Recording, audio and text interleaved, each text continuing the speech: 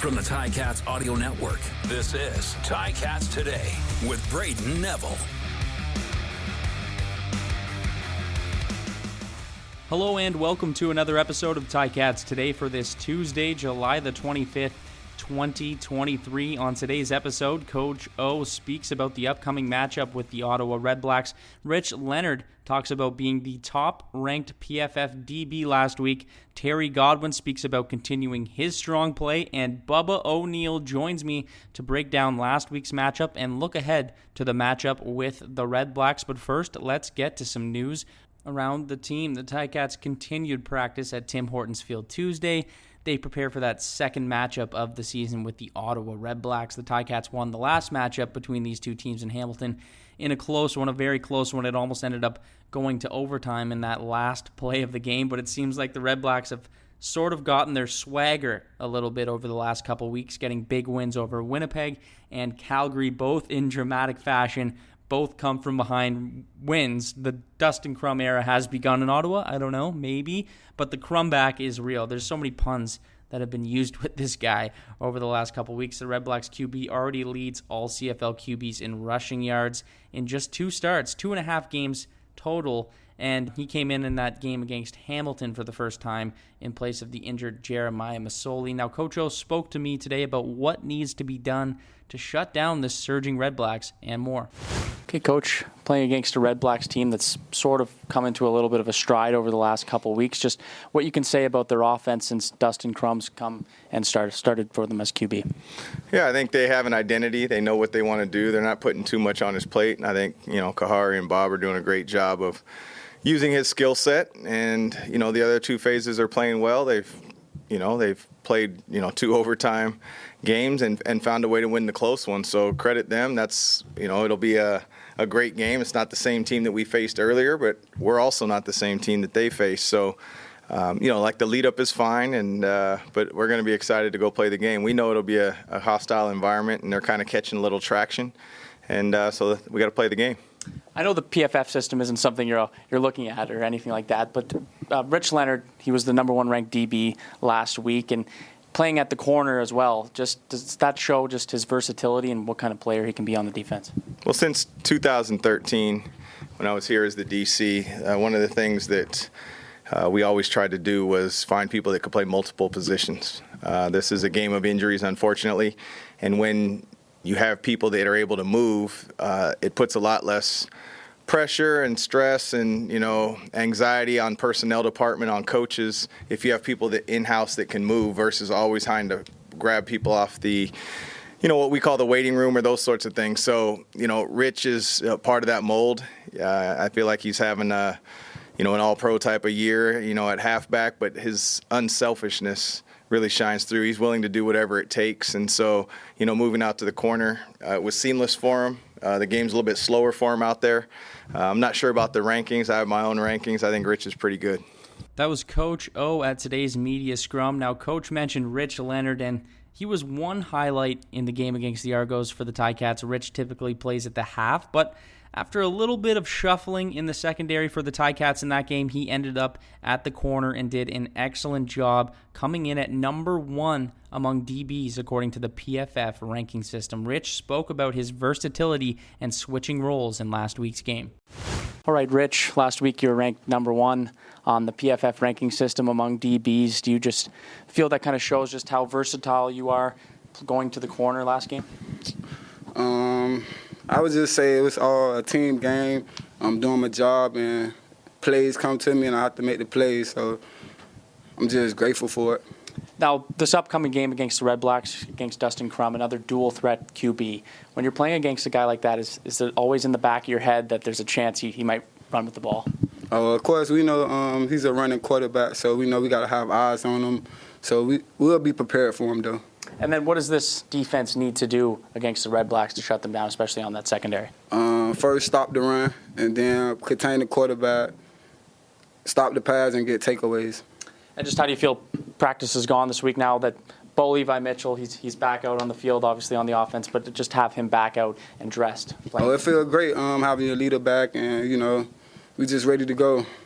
That was Rich Leonard. Now, another highlight in the Argos game was Terry Godwin, who ended the game as the Ticats' #1 receiver with 103 yards on 7 receptions for by far his biggest game of the season. This is the game Coach O and the staff have been looking for from Terry Godwin, and I spoke to him about the big game, continuing that strong play, and more. You were the top receiver in that game for the Ticats against the Argos. Just how are you feeling in that one? It looked like it was probably your best game so far of the season. Was it just something different in that game? I wouldn't say it was something different. Coach called my number a lot the game, and I was there to answer the phone.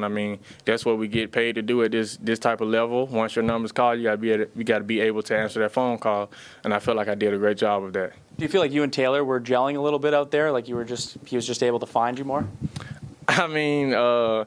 I guess the connection was there, if you can say that. He looked my way and he wanted to put the ball in my area. I knew as a receiver I got to go up and catch it regardless of whoever that receiver is. If it's me, Tim, Duke, Keandre, whoever the receiver is, we know at the end of the day our job is to go catch the ball. And I feel like I did a good job with that. And now Bo's back out on the field. He's practicing. Just what has it been like to get him back out there?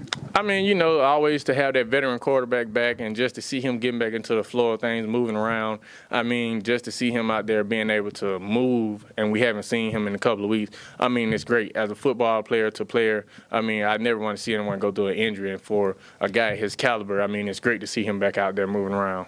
Yeah, and just in a leadership standpoint, having him out there, just being able to talk to him on the field during practice, just how much of a difference does that make?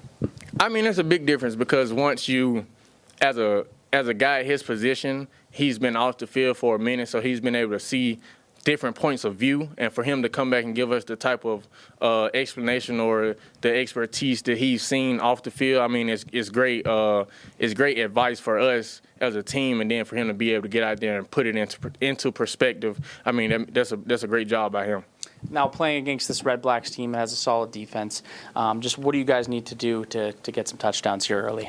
Man, honestly, we just got to come out fast. The offense got to come out clicking on all cylinders. And the main thing we talk about, we got to put points on the board, touchdowns, not the field goals. We do a great job of getting the ball down the field into the red zone. We just got to capitalize on the points, get the defense out of the area of being on 2 and outs, and we go down to get a field goal. On that part, the offense just got to execute and put the ball in the end zone. Thanks, Terry. Thank you.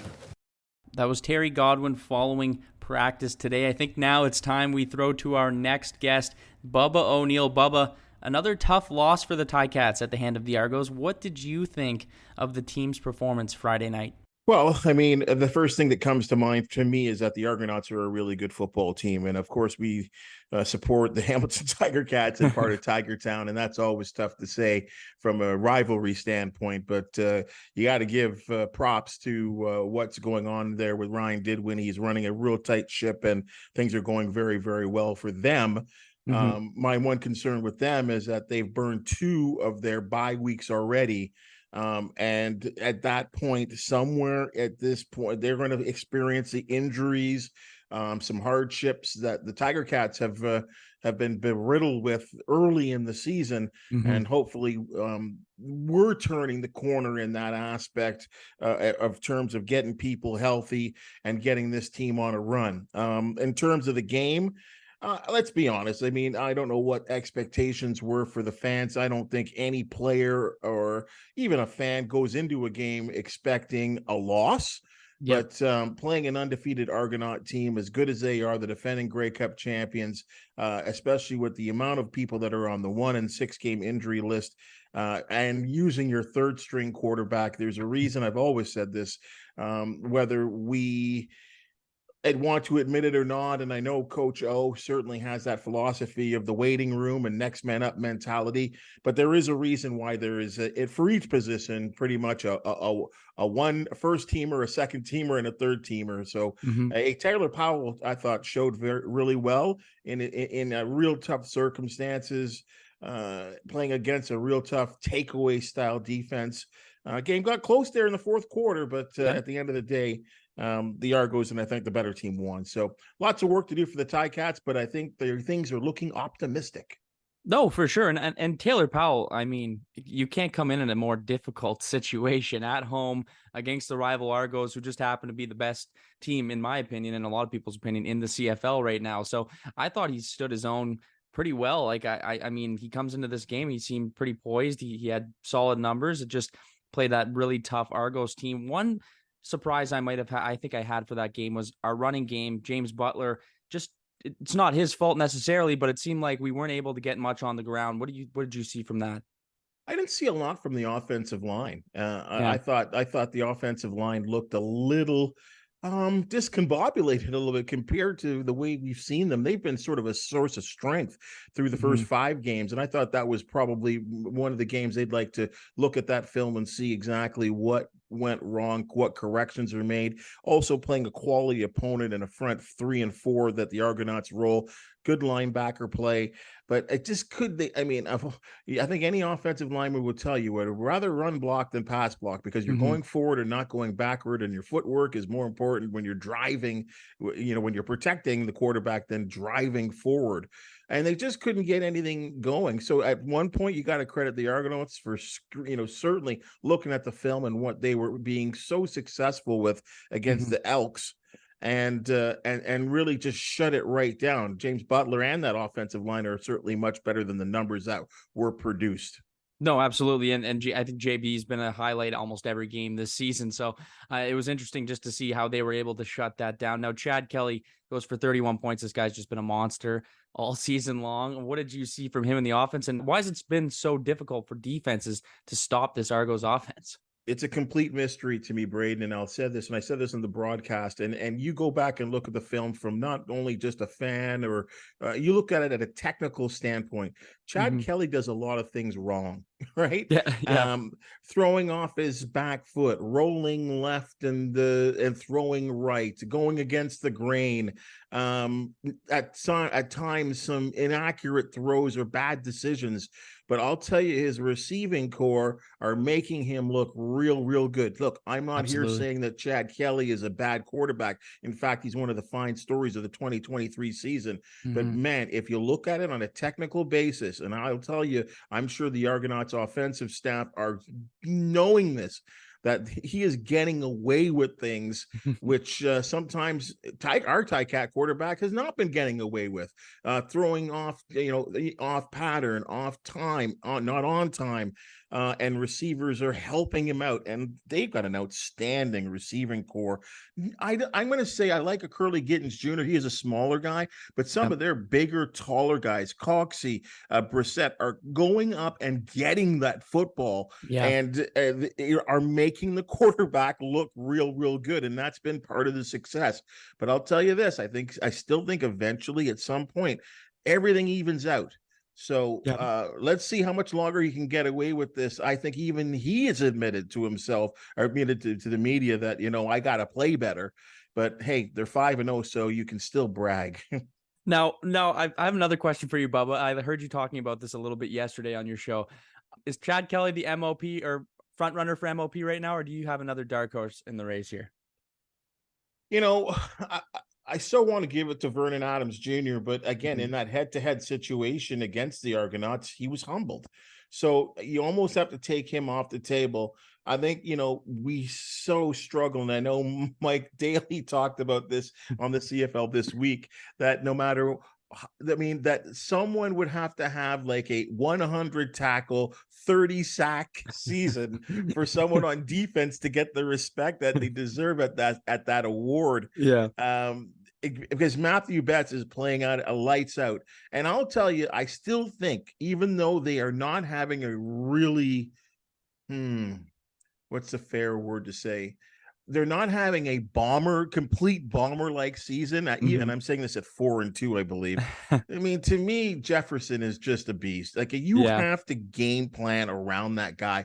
The long arms, the ability to knock down passes, his ability to rush the passer, stop the rush, to me is still, if not the best, one of the best in the league. So, yes, at this point, it does look like a Chad Kelly. He plays for the high-profile Toronto team. He plays the high-profile position, and he's 5-0. And seemingly, his numbers are getting better as the season has gone along, too. So I guess at this point, through the 1/3 of the season, let's give Chad his props.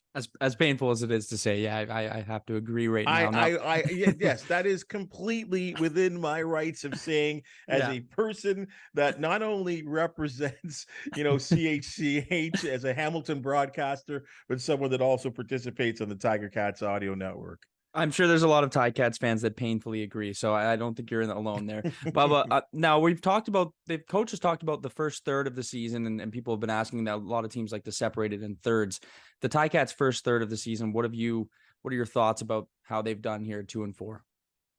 Well, Levi Mitchell, which was great to see that he's back on the field practicing. I think he said it and was, and I appreciated his honesty. The team has been inconsistent. Yeah. And that's why you're 2-4. The things, and it's not even inconsistent from game to game. We're seeing this within quarters, within games, where Tiger Cats defense are coming up with fantastic plays, and then at times just aren't coming through on second downs, second down situations, and sometimes second down and long situations. You think back to the Argo game early in the game, second down and long. I can't remember who it was. It looked like Casey Sales might have been close to wrapping him up for a sack, Kelly up for a sack, and he just basically flicks his wrist, the ball down 50 yards, and Brissett comes down with a 50-yard reception on like a second down long situation. So the Ticats got to be better at stopping teams on second down. And in the same situation, the team has to be better offensively on second down conversions. It's been a bit of an issue.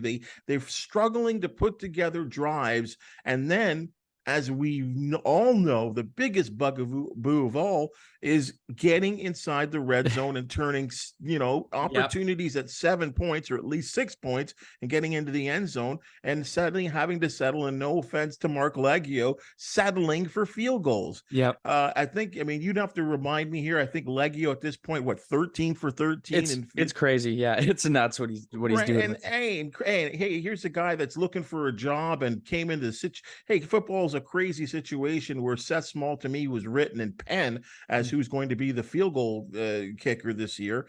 And all of a sudden, through whatever situation he's going through, Mark Leggio is signed, and he's been nothing but dynamic and perfect when it comes to kicking field goals. But at the end of the day, I don't want the field goal kicker to be the highlight of the offense, right? It just can't be that way. You got to get into the end zone. And because what happens is when you kick the field goal, well, I think there's a lot of times defensively that you're sitting there and say, woo, we got away with it. Yeah. Or you know what? That's the best case scenario. We only gave up a field goal and not a touchdown. So it's keeping teams in games when Hamilton do have opportunity to either get early leads. I think Hamilton still hasn't scored a touchdown in the first quarter. That's got to change. No, absolutely. And Leggio, I talked to Leggio last week, and just a funny note, I was so close to asking him. Well, actually, I did pretty much ask him if he became a kicker because he has the greatest last name in the history of kickers with but he's been excellent this season. Now, obviously you mentioned Bo Levi Mitchell. Just how big is it to see him back practicing now? Oh, it's a massive reason. There's a reason why the team went out and, found Dane Evans expendable. I made the move to trade him to BC, and great to see him on the football field as well, too. I don't think there's anyone in Steeltown that's not happy to see him succeed.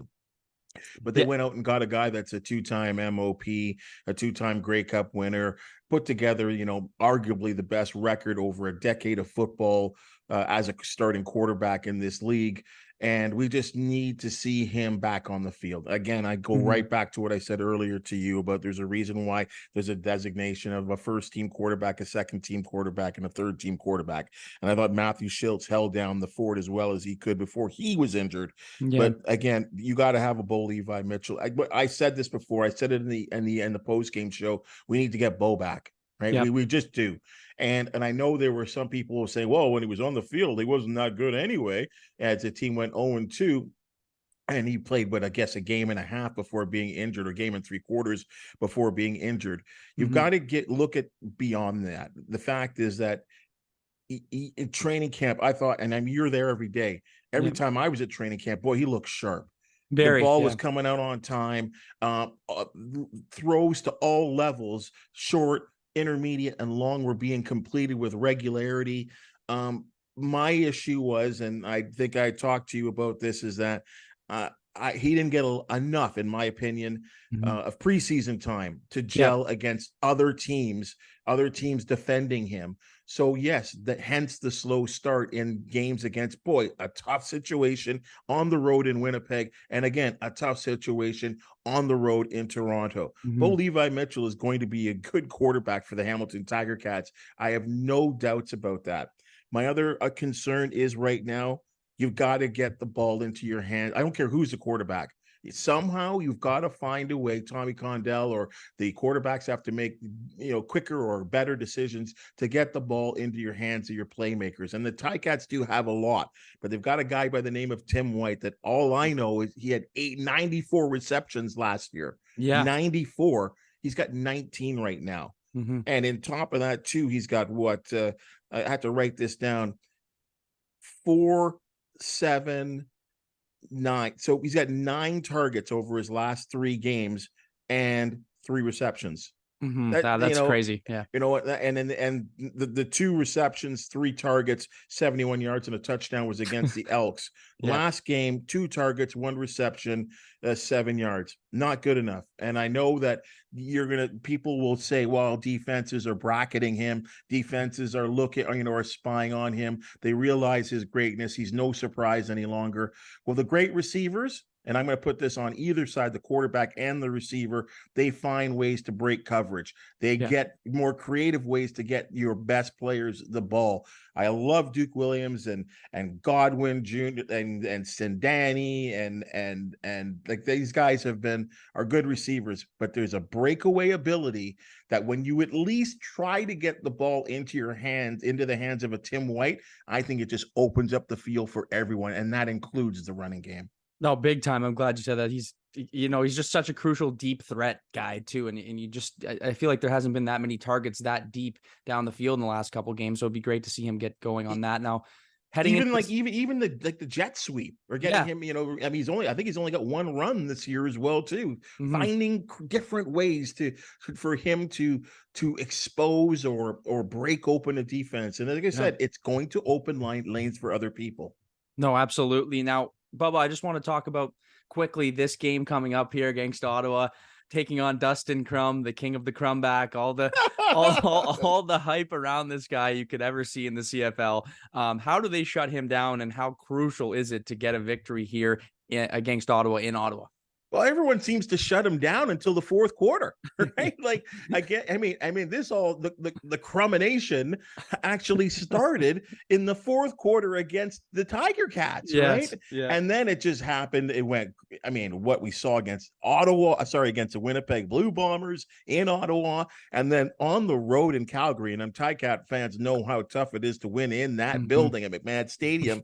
It's outstanding what he has done. It's a great story for the Canadian Football League. And going back to what we were talking about the designation of quarterbacks, it's been tough for the Tiger Cats, but he is what I believe the 4th or 5th quarterback they've turned to this year. And quite honestly, if this continues, Sean Burke, the general manager, may be saying, we may have our starting quarterback for the next 3 to 4, 5 years. If this continues. I know Coach O likes to say the moment doesn't look too big for him. And I would say this for this kid, he looks poised under pressure. I believe, again, I don't want to get on the CFL too much, but I'd have to look at the CFL stats. I believe he's the leading rusher in the Canadian Football League. I think you're right on that. Yeah. Okay. So he's got an ability to run the ball and use his legs. And even if it's a spread out or a rollout situation, he is finding ways. And Nate Bahar, who I've always thought was one of the good Canadian wide receivers, he's finding him, and he's becoming a real good, reliable hands guy that also can stretch the field too. So and we all knew at the beginning of the year that the Redblacks defense was going to be a really, really good one. Yeah. So, hey, they've got a little momentum right now. The Tiger Cats are going to be in tough, hostile environment. All of a sudden, the Ottawa fans are revitalized. I know we talked to AJ Jakubek about that, who works at 1200, calls a game for 1200 TSN, is that all of a sudden, in a matter of 2 or 3 weeks, the fan base are electrified about their football team. So it's assignment. I love when we talk about this, about the Ticats going on a business trip and focusing on the task at hand and going in there and well, again, we don't know if it'll be Bo Levi Mitchell or Taylor Powell, but regardless, they got a job to do, and let's see if they can pull off I think a victory in there, which will make the East really, really interesting. Well, that's an excellent breakdown, Bubba. And as always, I appreciate you joining me on the show today. And hopefully the Ticats can shut down the hype just a little bit here on Dustin Crum come Friday. Thanks a lot, Bubba O'Neil. Yeah, it'll be great. And again, don't forget to join us on the post-game show, Andy and myself, and of course, Mike and Courtney prior to us on Friday night for what should be a big game of Friday Night Football on the Ticats Audio Network.